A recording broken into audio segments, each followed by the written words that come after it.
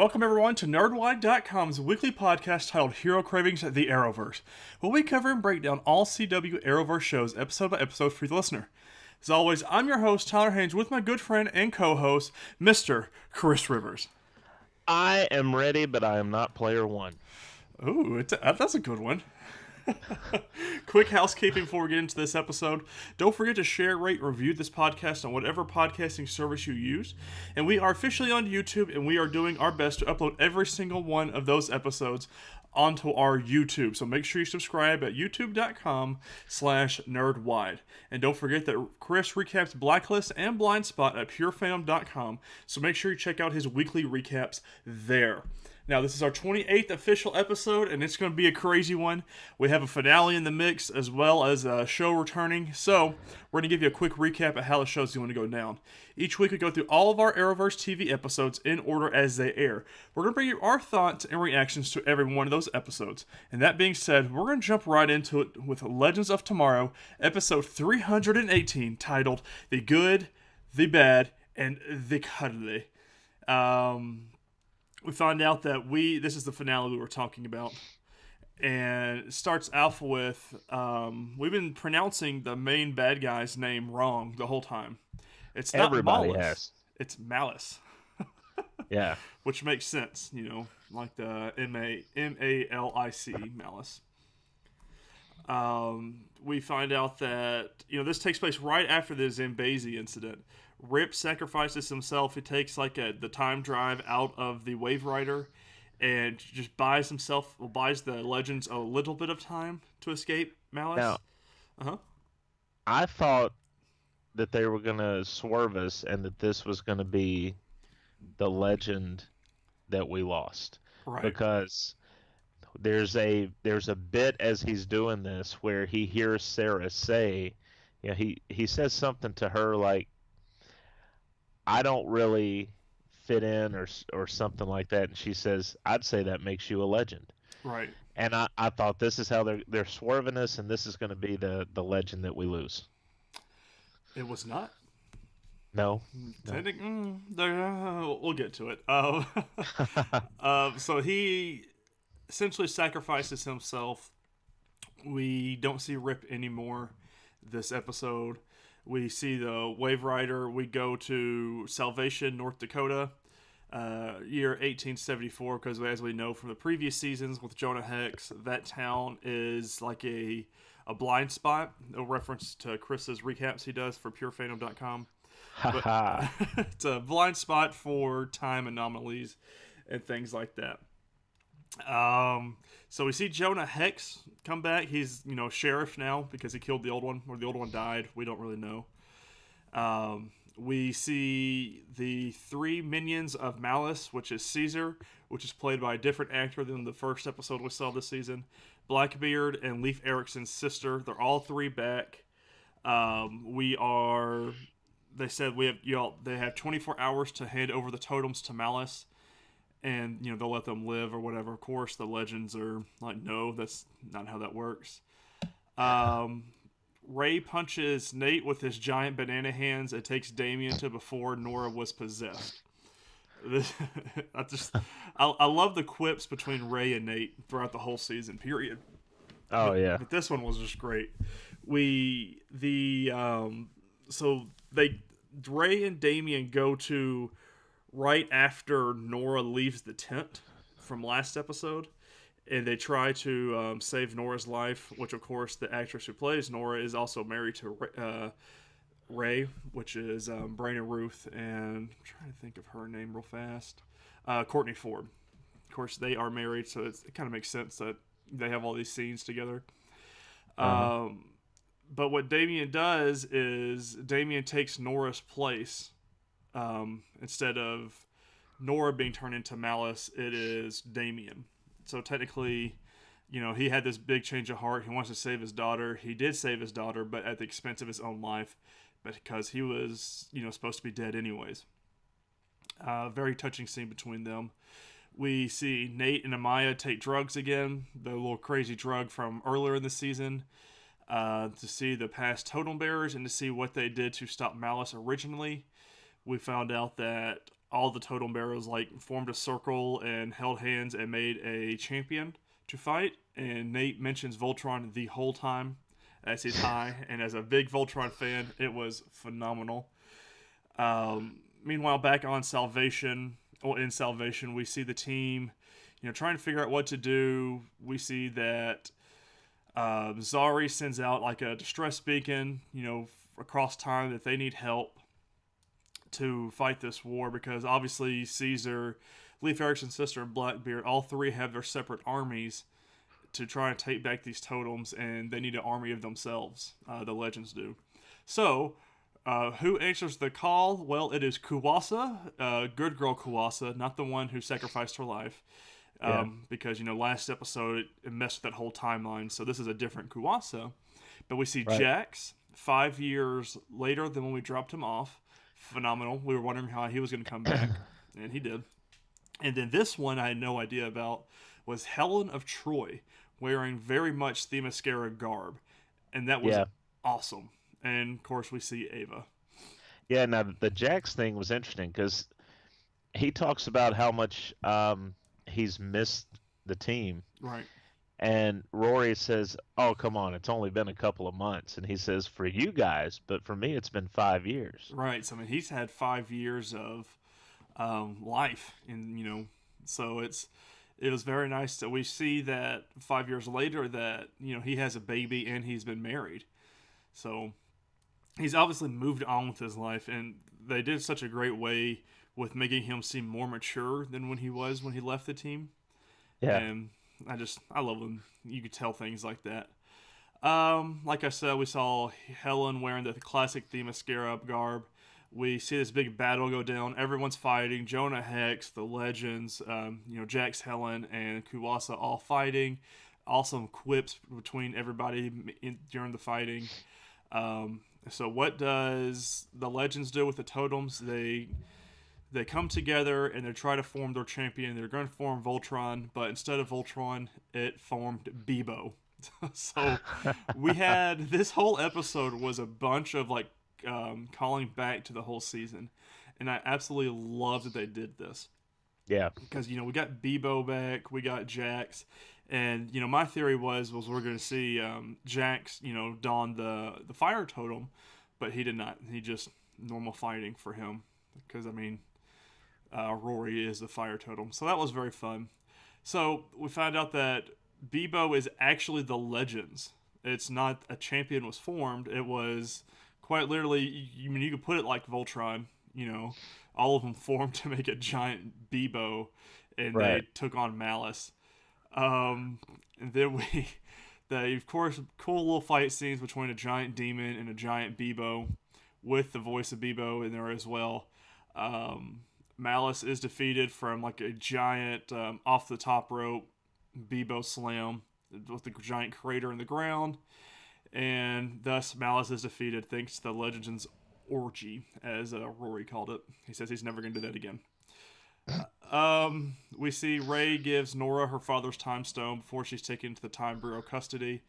He says, now is your, this life was chosen for you. Now you can, kind of form your own life. She goes, I can't really do that if I'm in jail. And he gives her the time stone from her father. And we get our legend who leaves the team, and it is Amaya. Now, last episode, we saw Amaya not have her memories of the legends or Nate. But this time she says, I'm not going to forget my memories. So Nate and Amaya finally say their goodbyes, and of course she keeps her memories, which was a very touching scene. I wouldn't want to be Nate right now for No. the way that all went down. Which wasn't a bad way. It's just, how's the girl that you love? You have to put her back at normal time. Right. But there's happy memories here. We finally go to Aruba. Now Finally. yeah. Rory says it's not what I meant when I wanted to go back to Aruba because the whole Legends team is there. We see Gary pop up. We haven't seen him this whole episode. He pops up in Constantine cosplay, and then Constantine returns with him as well. But Constantine is not here on friendly terms. He is quite angered with our legends because when they let Malice out of the prison, they opened a door and he was not the only thing released. So, that being said, now we know what season 4 is going to entail. And we saw like a little dragon head type thing in this episode as well. Right. So, imagine it's going to be like a bunch of monsters at first. And then there's going to be like an evil, worse, big bad they let out of the prison. Now, I think, yeah, I did put this one there here in the notes. So, Entertainment Weekly, though, states that Amaya will still be a series regular in season 4. So, I'm very curious about this. Now, take that with a grain of salt. I mean, they could. Well, So. they did say that because I read the piece and they said that they never intended to write her out of the show. But they realized they had to get her back to that 1942 timeline. They knew from the time that they pulled her from it, the character was going to have to go back. But I guess they're going to have a way of pulling her back out again. Yeah. Um, It's just they've very also curious to me. said they've also said that we might see Rip again. Mm. And we also know that Ava is a series regular for season 4 as well. Right. Very curious because now we're still down a seat on the Wave Rider. Now, technically, are we down 2 seats on the Wave Rider now? Because we don't have. Did Jax's spot ever get filled? I don't. Well, Constantine's going to be a regular. Right. So No, so we're gonna. Constantine and Ava. Yeah. So that puts them into them. I wonder what. I don't know. I'm very excited. I loved the show. I love this episode. This season was one of the best seasons of any of them. It's just so fun. I love that. It hits the points that you want it to hit, and I love the callbacks it does to everything. Yeah. Unfortunately, we didn't see a Victor Garber, but that wasn't predicted at all. Early numbers 0.4 rating, which is pretty steady. 1.41 million viewers, which is up 0.18, and it is the best overnight viewership since February 26th, which was the episode of the Curse of the Earth Totem with Blackbeard. And of course, nice way to go out for them. Yeah. And then the next episode is obviously season 4. We don't have any news on when that will be actually airing, but we already know that they are renewed and are coming back. I hate saying farewell to a show, and of course, it being Legends, it's a bitter farewell because that was a lot of fun.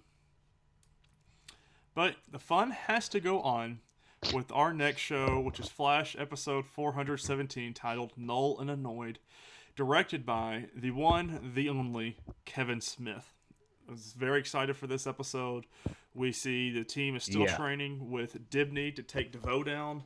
Dibney's tactic is to hide his head inside of his chest because, he can't, DeVoe can't use his little brain sucky thing if his head's down in his chest. So I was like, makes sense. We get for me that was for me that was a Master of Disguise flashback. Yeah. I don't know if you remember that movie. It was not a very good movie, but it starred Dana Carvey, and he had the bit where he was like pulling his head down into this suit and going turtle turtle turtle. Yeah. I don't know. It just that's what it reminds you of. But Kevin Smith does fun stuff like that a lot. Yeah, he's one of the best directors out in the world, period. It was very good to see his hand in this. And we also got a special guest of Danny Trejo again with the return of Breacher. Well, we had another special guest. Did you pick up on it at the end? The voice of Gideon. That was... It was Morena Baccarin. Leslie or Lee Tompkins from... Really? Yeah, so we had a little bit of a crossover there of sorts. Oh, that's pretty cool. I hope it's not which I'm sure we'll see Gideon more and hear her voice more. I didn't even put that together. That's pretty cool. We find out that Breacher was, he was flashed back, not really flashed, he was breached to Cisco because he was fighting a lot of vampires and somehow wasn't able to use his powers to defeat the vampire leader Crucifer. Very just very random, but I'm glad they did it because it was a nice thing for Cisco here and potentially an opportunity down the road. We we go to a museum's construction yard. Well, not construction yard, but loading dock is what it is. Uh-huh. And we see two security guards trying to move a giant box that apparently weighs a lot. And who are they, Chris? But none other than Jay and Silent Bob. That was great. I I thought love that that. was the funniest thing in the world.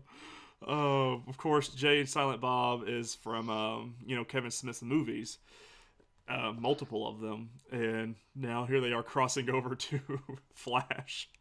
It's the crossover we needed but not deserved, or is it deserved but not needed? Whatever. We We get definitely needed it. Yeah, definitely needed it because their interactions was the funniest thing this whole episode. Um, and then we get a new bus meta. Her codename is Null. She's a very short lady whose powers are to make things float. It basically fills your cells with helium. She did it to Barry as Dibney was impersonating Joe West, and he floats up and he fell back down to the earth. We see that we get a bunch of Harry using the helmet. I don't even know what we want to call that helmet that he uses. I don't even think it has a name.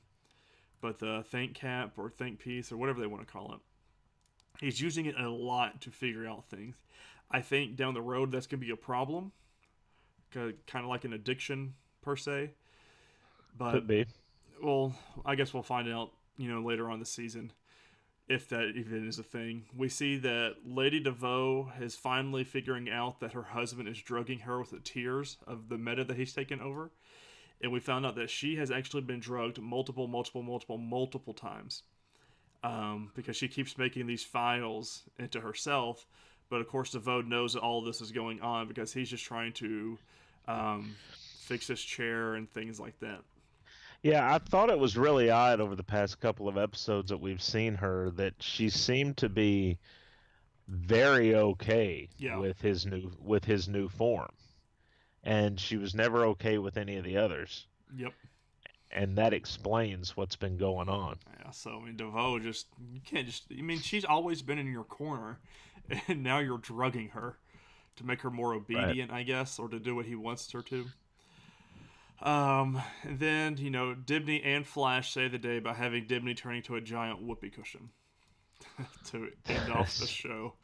It, Of course. yeah, I mean, it wasn't like the biggest. It was a big character episode for Dibney and Flash because we've had this whole problem with Barry. He's been the only super per se, and he's not used to having somebody he's kind of like the leader over as far as metas go. And so with Dibney here, Dibney's defense mechanism to hard pain and fear is to crack jokes and to have fun. And throughout the whole episode, he was doing that, and Barry was getting really ticked off at him for it until Yeah. he told the story about him and his mom and how this is just how he copes. And Barry started to understand it and to start to trust Dibney more. And so Barry gets turned into a helium balloon, basically again. And Dibney stops Null, and then Barry's thing wears off, and he turns to a giant whoopee cushion to save the Flash. And it was the funniest thing because even with the gas noise that the whoopee cushion makes was Dibney. And that was just a funny thing. And of course, we see Harry walking through the hallway of Star Labs, and he gets a little strange thought. He's got the Think Cap with him. He opens up the door that Harrison Wells or Eobard Thawne opened up and made, and he goes in there and puts the Think Cap onto Gideon's little receiver type thing, and he starts talking to Gideon again. And I'm very curious to see what goes on here. Like, are we making Eobard Thawne?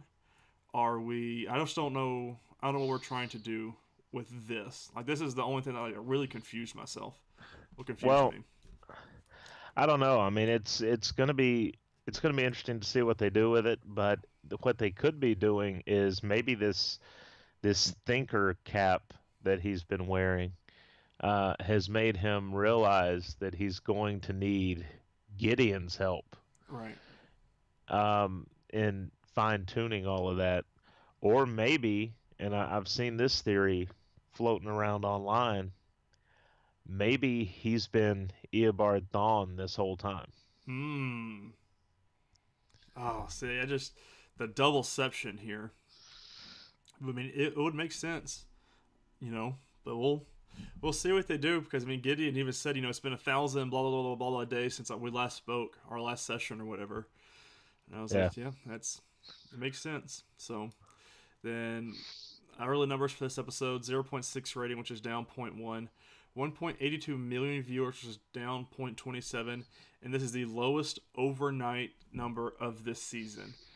Um, it could be to the hiatus they took for, was it 2 or 3 weeks? I Yeah, mean, and that's probably what it is. It's, they've been gone for a minute. they really need to. I mean, I don't understand why they do it, but we'll we'll see. That's not good numbers for our good show Flash. But next episode is titled "Lose Yourself." And of course, don't forget the season finale is still about a month away and is on the May 22nd. So, and then our next show is Arrow, episode 618. Very, very, very good episode, Chris.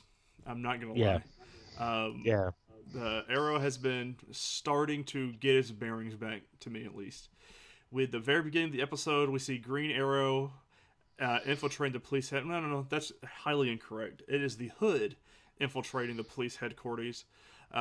Police headquarters. He is taking down police officers left and right. We have no idea why. We do the normal logo at the beginning, but it was the old school logo. It's not the new one that we've been seeing all season. So I thought that was a really cool callback because I had no idea what was going on with him wearing the hood. But in classic fashions, we start off with the 10 hours earlier before this moment. We see Oliver's impeachment is for the council is soon. We see that Oliver anger has started to manifest. He's getting very angry over everything. So he's in their loft, I guess, with Felicity, William, and they're talking, him and Felicity. And then Oliver gets angry because William's trying to interrupt and talk about the science project, and Oliver breaks William's science project, and you could tell it's driving a wedge between him and Felicity about everything. And we see Oliver down in the cave talking to Quentin, and they're talking about everything that's going on. We see like a very good father to father moment that I don't think we've uh-huh. seen between Oliver and Quentin before, because it's I don't know, like Oliver respects Quentin a whole lot, obviously, and Quentin does now too with everything that's gone on, which is like a completely different relationship than what we've seen in season one. Because there's a bunch of callbacks to season one this whole episode, and seeing this relationship to me was just like it's very nice seeing that, to see how far they've come, especially Oliver got like very teary eyed during the whole conversation. He goes, "I don't want to be like this. I'm losing everybody, and now I feel like I'm losing William and Felicity as well." Um, and then Quentin leaves the Arrow Cave, and Oliver's standing there looking at the computers, and who do we hear slash see? It is Adrian Chase. And I wrote on the notes here, I said, what the hell is Adrian Chase doing here? Because, he's Yeah, dead. and that was a huge surprise. Yeah, I had no idea what was going on. And of course, they did a real good job too, because he had the little scar on above his eyebrow where he got shot or he killed himself. But we see a scene between Oliver and Chase fighting, and then Chase shoots Oliver in the back through the chest. And they start having like this awesome, awesome, awesome fight scene. But it turns out it's just a hallucination. Oliver tests his blood for being drugged. He obviously thinks he's seeing things. He's hallucinating. He's on something. So he tests his blood. He is in fact on vertigo, and it was from shaking the councilman's hand at the very beginning of the episode. So he's been on Vertigo for a while, and that plays into a lot of things. So he opens the elevator doors. He's trying to go. I forget what he was trying to do at this point. Oh, he was trying to go to the council meeting for his impeachment. Um, but he hallucinates as soon as the doors open in the apartment or the elevator. He goes back to the Queen residence. Of course, this is another callback to season one. We haven't seen this mansion for a while. No. I was hoping to see potentially Thea, um, his mom and dad, but no, we see Laurel being Laurel, not Black Siren Laurel. She's talking to him and everything. He's starting to feel really guilty. He's having like real big guilt trip hallucinations. He sees we get Renee returns for a second. Boo. But he was laying in the hospital bed. He's going through all these emotions. We didn't even see the B team, like Curtis and Dinah, in this episode. But the one time they were with Renee's hospital bed, and it was very short, very, very short lived. And then the last hallucination he sees is the hood, and it's himself. And he's like, we started this, and it was just supposed to be us, not a team. We were here to take down the corrupt. And it was very cool because the hood gives his very iconic line of, Oliver Queen, you have failed this city. And it was a very big thing for Oliver, and he says, the only way to, when he was sitting there talking to the hood, he said the only way to stop this is to take out Diaz. And so that's how we know, that's where we get back to the police station.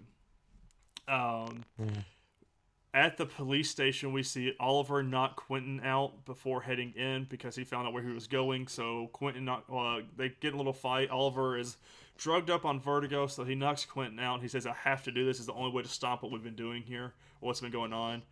And then to me, of course, Felicity barges into the police station right where we left off at the beginning of the episode. We found out, we finally got the scene, Chris, that I've been wanting at least, where we actually realized that Oliver and Felicity are married. They had this very, very, very touching moment between the two. He's like, how do I know if you're real or not? And she put his hand on his chest. She goes, does this feel real? Does this feel like me?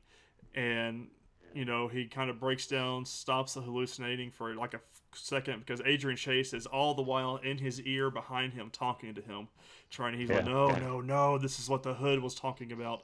This is what we need to do. We don't need to be a team. He escapes with Felicity. It was very good. We finally, as we're sitting on the Arrow Cave, we see that Oliver Queen has in fact been impeached from being mayor, which makes Quentin Lance the next mayor.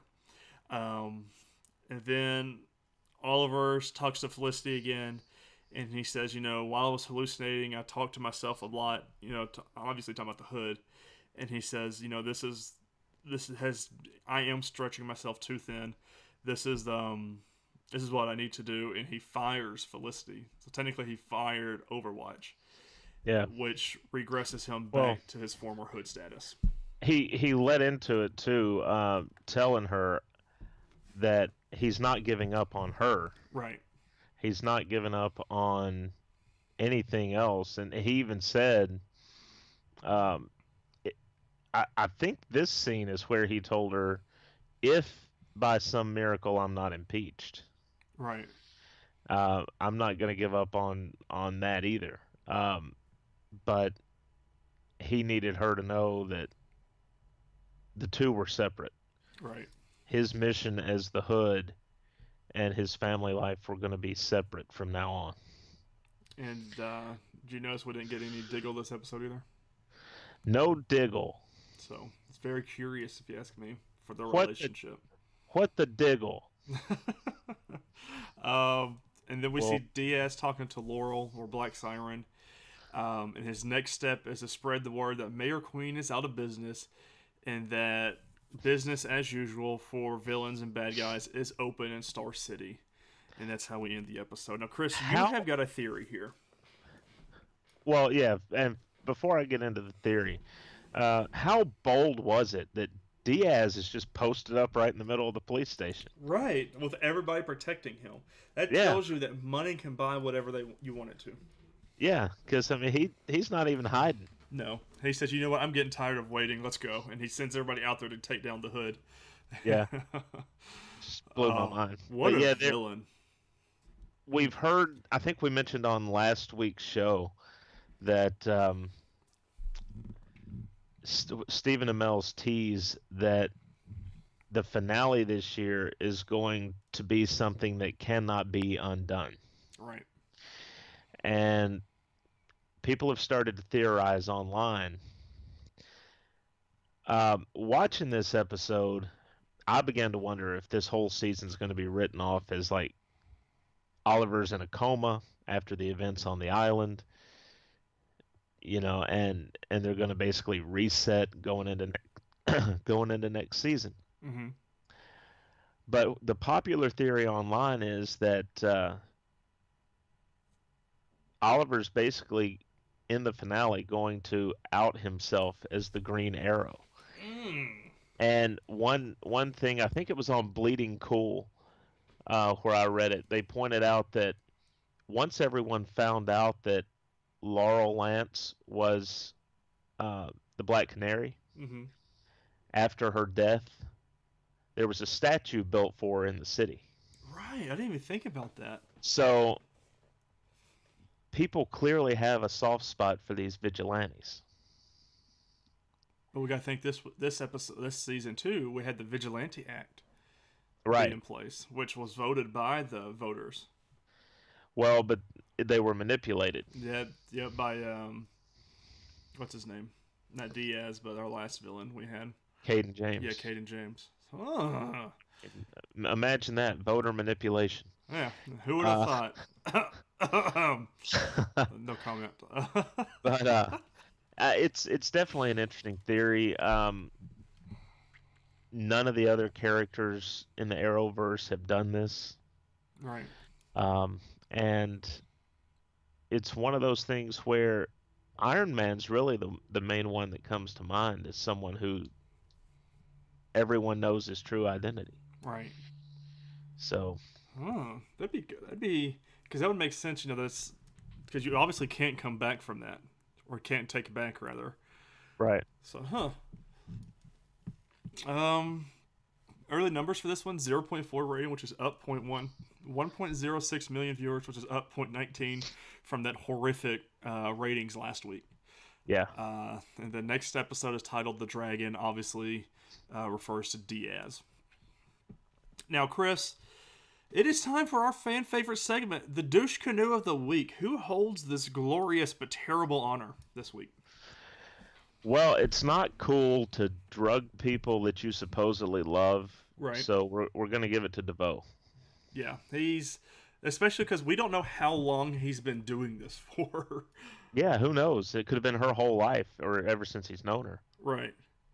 So that's not what I you mean, obviously, it wouldn't be in this form that do. he's Right. been drugging her because he recently acquired that ability. But Shame on you, DeVoe.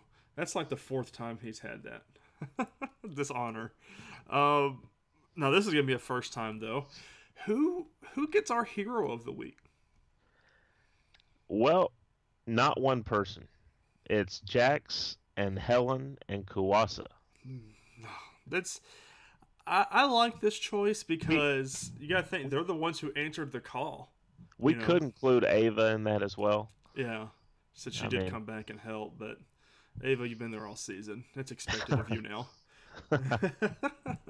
But yeah, I was glad that we got to see these three characters again. It was very cool to see what life was after the Legends for Jax.